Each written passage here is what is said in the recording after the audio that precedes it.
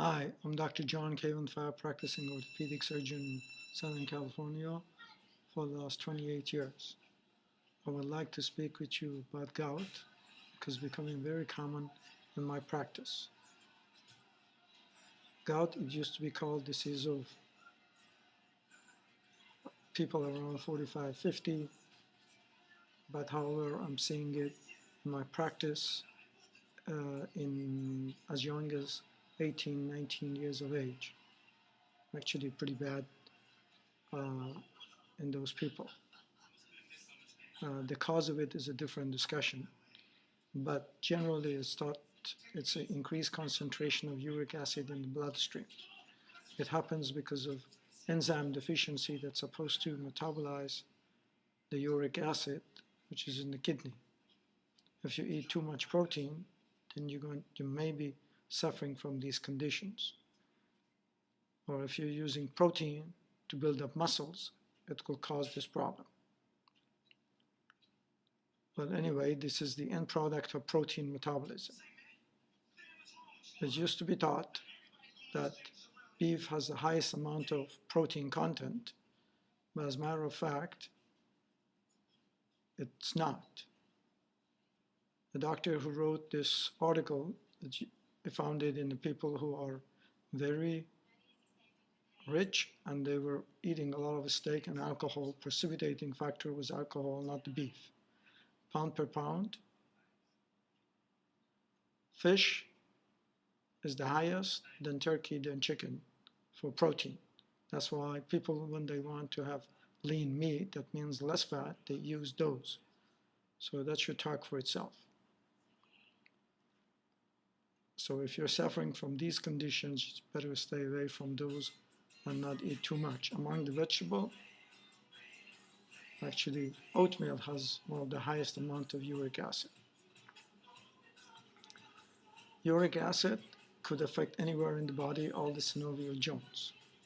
If you're suffering from neck pain, lower back pain, shoulder pain, elbow pain, wrist pain, hand pain, tendinitis in the wrist, hand, or elbow, lateral epicondylitis or de Quervain or carpal tunnel syndrome, it may be gout.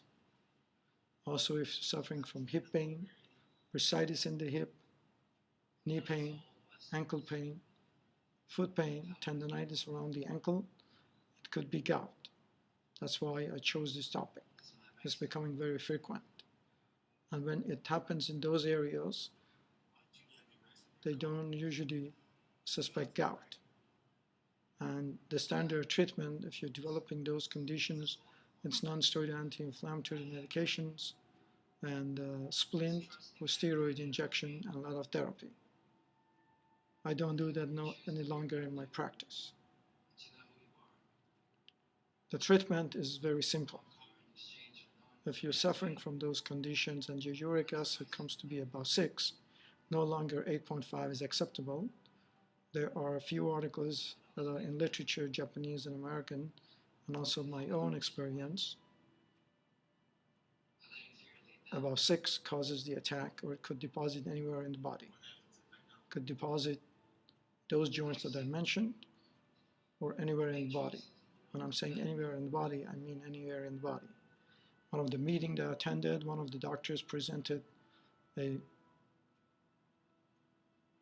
a case of his patient that was suffering from headaches. A neurosurgeon went in after MRI and CAT scan. They found out tophi, which means accumulation of uric acid crystals in a ball fashion within the brain. So it's very important that you're diagnosed properly and treated properly. Medications, the first core of medication is to stay away from what I mentioned already, and the other ones are 3 medications. If your uric acid is about 6 and you're, let's say, 1.5 point above 6, probenecid would do, provided you don't have any kidney problem and you're not severely diabetic. Because all diabetic medications to go to the kidney gets metabolized and that puts stress on the kidney. So if your kidney function, let's say GFR is getting close to 60 and is getting below that, then you need this medication. But if your GFR is getting below, then you better go on Uloric, which goes to liver, gets metabolized. The second medication, which is very commonly used, is called allopurinol. Allopurinol prevents uric acid production up to 2 points. So if you're 8, this will work. Again, the same precautions. If you're diabetic, and there are 15 to 25% of diabetic who have also gout, in my experience, therefore you need not to be on these medications. The other one is Uloric. Uloric is a medication that goes to the liver, gets metabolized. It's a wonderful medication. And if you're about 8, then you need automatically go on Uloric. And if your GFR is 60 or close, you need automatically to be on Uloric, because the other two medications put the stress on the kidney. And if your kidney function goes up, down, or they alter your diabetic medication, gives you more medication, that will cause more stress on the kidney, and you end up with renal failure, which requires then dialysis. So it's very important that your doctor does GFR, beside BUN and creatinine for you every 3 months. And if any of those is persisting, then you need to be changed to Uloric. There's a trick in treatment. For all practical purposes, you need to be on these medications, but your uric acid needs to be below to 4.5. Why? Because let's say if you go out and you have fish and you have a drink, or you go to a party and you have a couple of drinks and you have fish, turkey, or chicken, your uric acid shoots up to about 6.5, and then next day you end up with attack wherever it goes. Neck pain, back pain, knee pain, hip pain, elbow pain, wrist and hand pain. So that makes it more practical, rather than keep you just below 6. The other trick in the treatment is that when you start allopurinol or xyloprim or Uloric, you may end up with more attack.